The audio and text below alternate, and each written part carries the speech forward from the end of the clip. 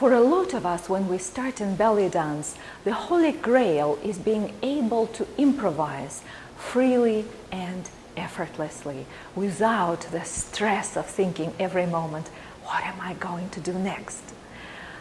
When I was a beginner belly dancer, sometimes I would see performances by professional dancers and think, what an amazing choreography, and then find out it was all improvisation. But that's how competent improvised dance looks to the eye of your audience. It looks like a choreography because it's varied, rich in vocabulary, and flows together with the music. How to achieve this skill? When I arrived at an advanced level and was able to effortlessly improvise, I realized that I go through entire belly dance shows without any recollection of what I did, on total autopilot. I would only notice rough spots, maybe some footwork I didn't resolve well and it felt a bit awkward, or maybe it was more repetitive than necessary, or I stayed too much in one place in a large space where I could perform some interesting floor patterns. But overall, this transition to smooth improvisational dance happened and was uneventful. Because so many times as a teacher I was asked about developing improvisational skills, I started collecting different elements of my method that I actually remember implementing. Today we'll look at one of the things I came up with in my personal everyday belly dance practice to speed up my progress toward improvisation. However, before we go on, I want to mention one thing that we need to keep in mind, a disclaimer of sorts.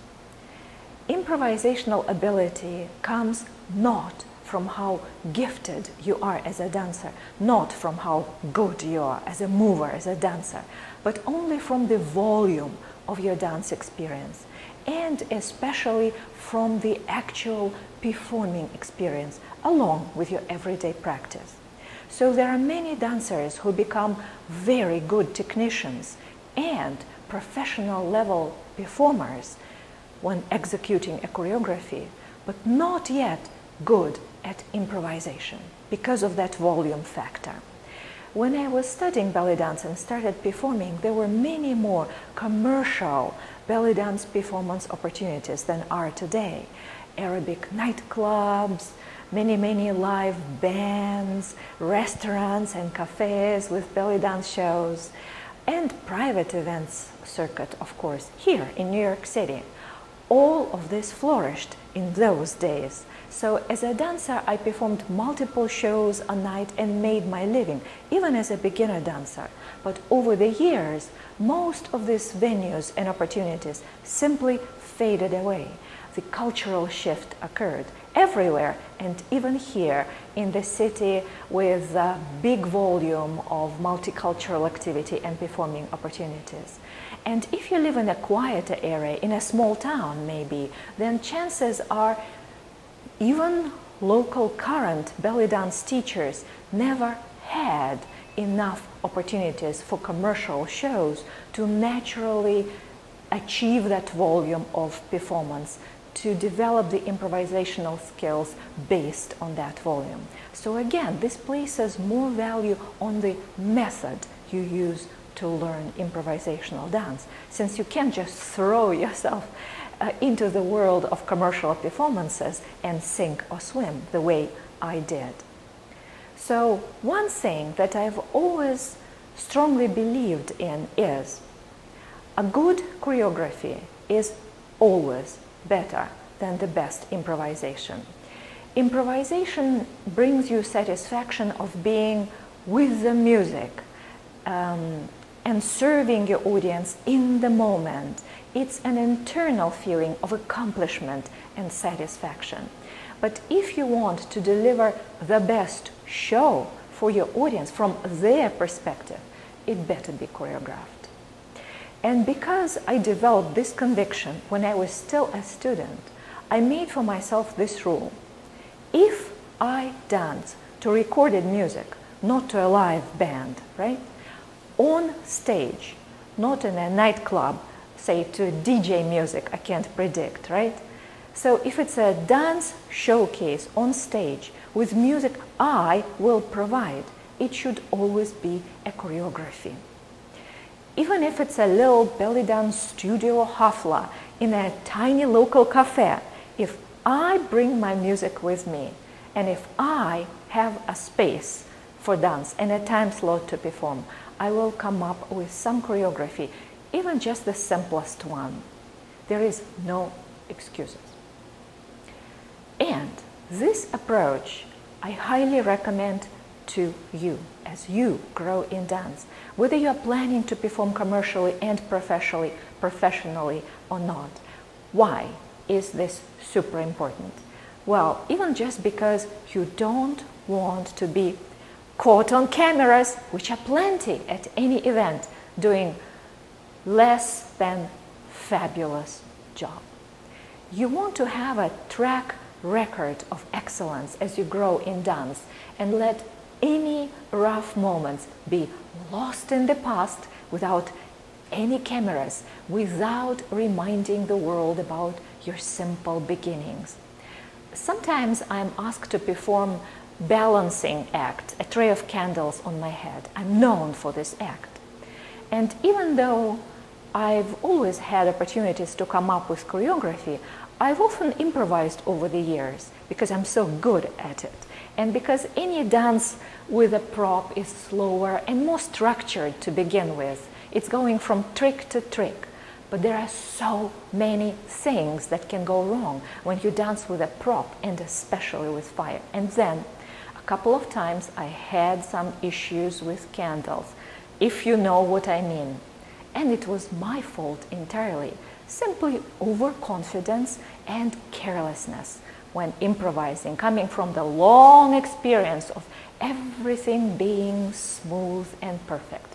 And one time I even had to ask a guy who was there and was casually taking videos of dancers, and I knew he would always post these videos online. So I had to ask him of a favor to not post my performance with some candle problem. And it was freaking embarrassing. I was changing in the back room and thinking, my God, am I actually going to ask him to not post it because I did a shitty job? And I answered this question exactly, yes, because it's better to be embarrassed now than to be embarrassed every time somebody mentions they saw this video online and asking me, what happened? So the lesson here is, be careful with improvised dance. If you have a chance to replace improvisation with a choreography, more power to you. You will be a better dancer. And now we'll proceed with our class.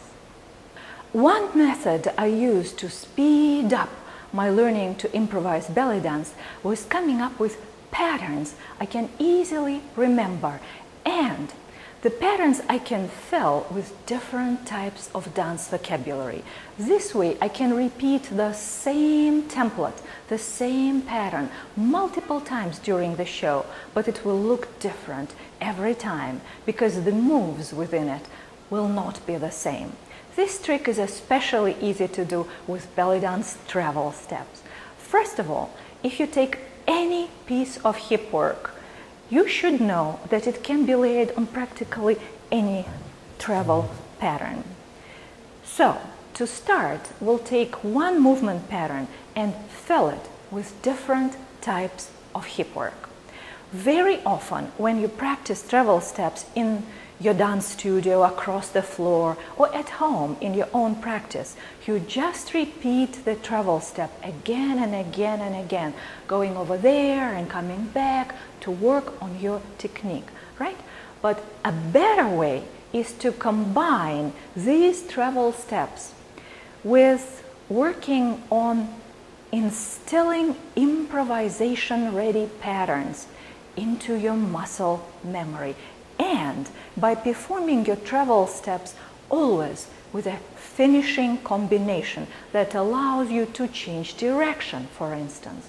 It's like a bookend on a bookshelf or something you put there so the books don't fall down. It's book, book, book, book, and a crystal vase with flowers. So never practice your travel steps alone, but with something attached to them after, say, 4 steps or so. And you will have an improvisation ready template in your muscle memory. Our first type of travel steps will be 2 count steps.